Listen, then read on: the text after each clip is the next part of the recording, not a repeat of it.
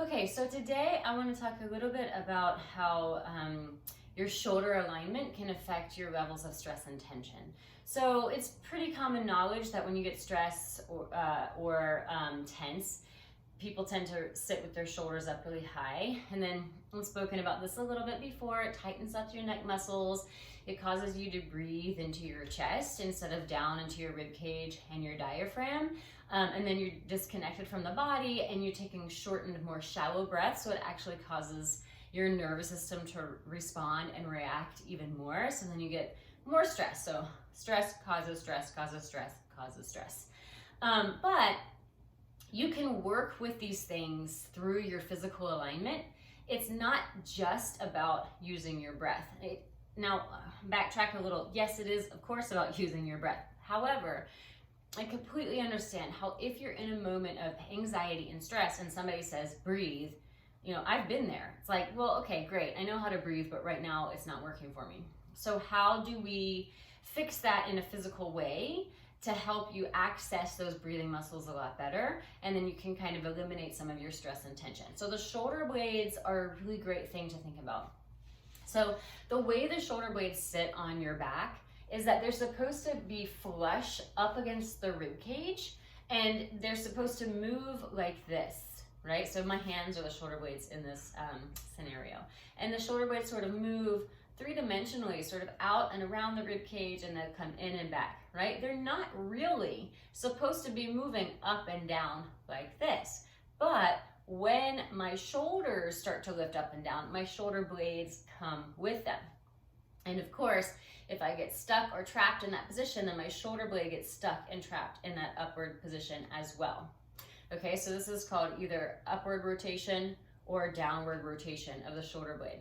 Okay, so on the other side of things, it's also not good to press your shoulders down, right? Because that's where that downward rotation can come in really big time in the shoulder blade.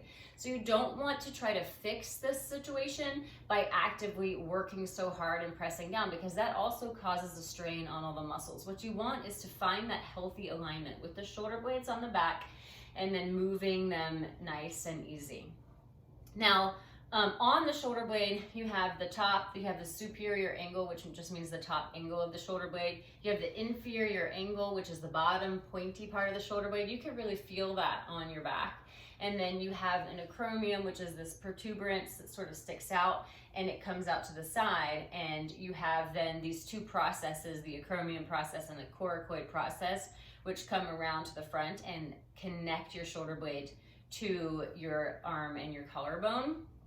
So that's sort of a little bit of detail about it. There's much more detail into the shoulder blade.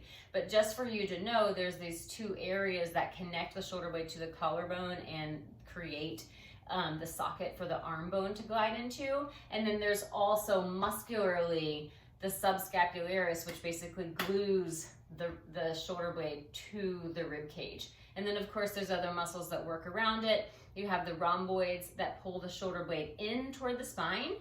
And then you have the serratus anterior, which comes off of the bottom of the shoulder blade and helps that bottom angle wrap around the rib cage.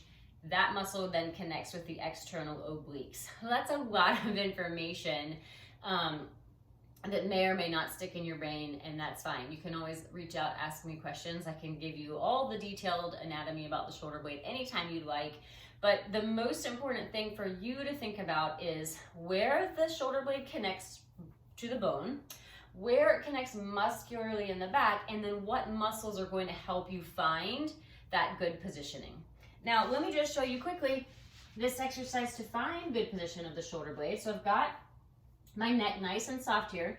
I'm on my hands and knees, hands directly underneath the shoulders, underneath the front of the shoulders, and I really want to think about that the pointer finger, the first finger, being in alignment with the inner elbow, and then that lines up with the inner part of the shoulder. So when I create that alignment for myself, I'm in a good spot.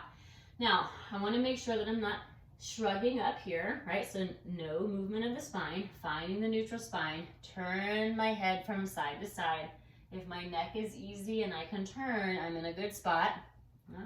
And then I imagine my rhomboids pinching my shoulder blades toward my spine. So I pinch my shoulder blades toward my spine, lower my breastbone down, lowering the chest, pinching the shoulder blades in, and then I widen the shoulder blades on my back, pressing up out of the floor. And what you'll notice here, every time I try to teach this, people start to try to do push-ups, right? I'm not bending my elbows, okay? So the elbows stay completely straight. You bend pinch those shoulder blades in toward the spine, and then widen them. So now I'm using my rhomboids, and now I'm using my serratus anterior.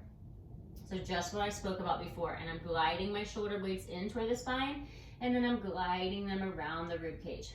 Pinch and widen. You can do this in this all fours position, or you can graduate to do it in a plank position if you feel good about that, right? The more you do it, the more you're going to feel the connection to the external obliques, and you might actually feel a burn in your obliques when you're doing that work because you're really working those muscles together. Okay, so that is a simple way to find it, but there's many other exercises that we can use. So if that doesn't work for you, or you still feel like your shoulders are up in your ears, or you're pressing them down and that's causing some stress and tension for you, please reach out to me. Send me an email, info@julieturnermovement.com, or send me a message on Instagram @julieturnermvmt.